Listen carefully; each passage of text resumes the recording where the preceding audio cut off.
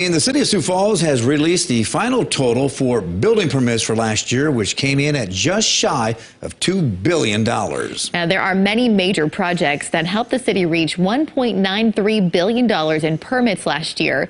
But in tonight's Your Money Matters, why new multi-housing projects stand out in a big way in 2022.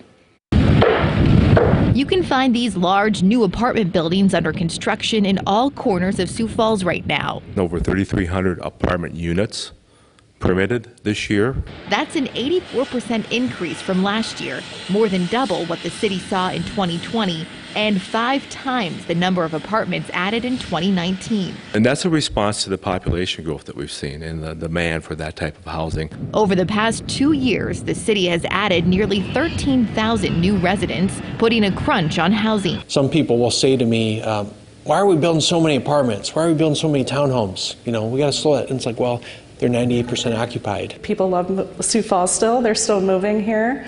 We still have a bit of a shortage, of housing for people. With all of their projects added in 2022, Creston Capital's multi-housing portfolio is now up to 1,500 units. Some are leasing now.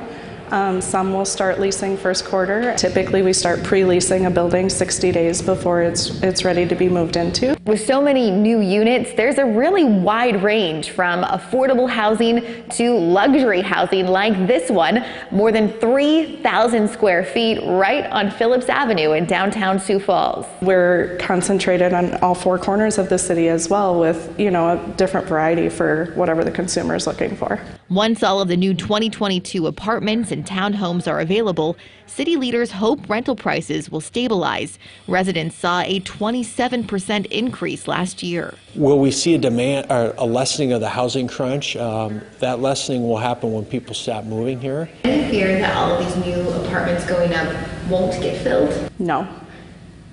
I mean, I think people will continue to need a place to live. People will continue to see everything that Sioux Falls has to offer.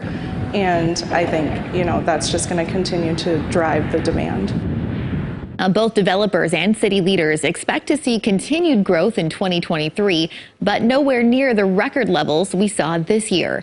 The mayor says there's a lot more uncertainty in the market right now as interest rates are rising. Finding construction companies who have the time and staff available for new projects are also some major challenges for growth in 2023. It was an exciting year, and I often talk about the excitement of growth.